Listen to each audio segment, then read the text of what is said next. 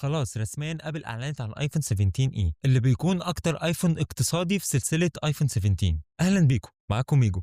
شاشة الايفون 17 اي هيكون محطوط عليها السيراميك شيلد ال2 اللي هتكون اقوى 3 مرات من اللي موجودة في الايفون 16 اي. مقاس الشاشة هيكون 6.1 انش. الشاشة بتكون من نوع سوبر ريتنا اكس دي ار، النوع ده اللي معروف في كل سلسلة الايفون هي موجودة في الايفون 17 اي. للاسف شاشة الموبايل هتكون لسه 60 هرتز مش 120 هرتز، واكيد طبعا بالتالي مفيش نظام البروموشن اللي بيقدر يتحكم في ال 60 هرتز وال 120 هرتز على حسب الحاجة اللي انت بتستخدمها او اللي انت بتشوفها على الشاشة. كمان الشاشه بتاعت الايفون 17 اي لسه موجود فيها النوتش، مش موجود الدايناميك ايلاند، مع ان في التسريبات كان بيقول ان في احتماليه كبيره انها تنزل الدايناميك ايلاند بس ما نزلتش للاسف. جسم الموبايل كله هيكون من الالومنيوم، وكمان ضايفين زرار الاكشن بوتن، الزرار اللي بتقدر تعمل له كاستمايز على الحاجه اللي انت عايزها، اللي هو زرار الميوت القديم بتاع ابل يعني. ولكن برده ما فيش زرار الكاميرا كنترول اللي موجود في كل سلسله الايفون 17. سوكت الشحن بتاع الايفون 17 اي هيكون التايب سي العادي اللي بيدعم سرعه شحن لحد 20 واط، وده اللي يوصلنا للبطاريه بتاعه الجهاز ده. ابل بتقول ان بطاريه الجهاز ده هتقعد معاك 26 ساعه فيديو بلاي باك،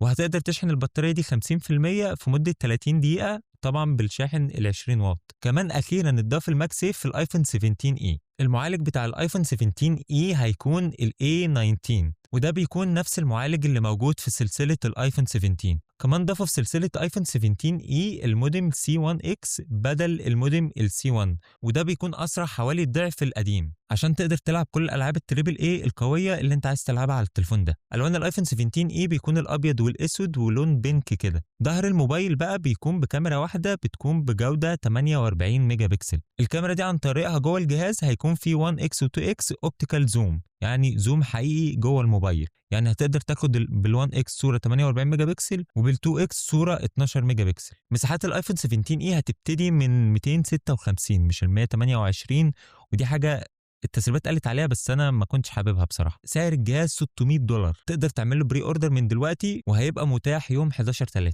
رايي انا الشخصي كنت مستني طبعا امكانيات اقوى من كده في جهاز بالسعر ده. اقل شيء كنت محتاج الدايناميك ايلاند مثلا، ولكن هي دي كل الامكانيات اللي ابل اعلنت عنها في الايفون 17 اي. موبايل انا شخصيا مش حابه قوي، وحاسس ان لو كان اتضاف كذا ميزه زياده كان ممكن الموضوع يبقى مناسب بالنسبه للسعر ده.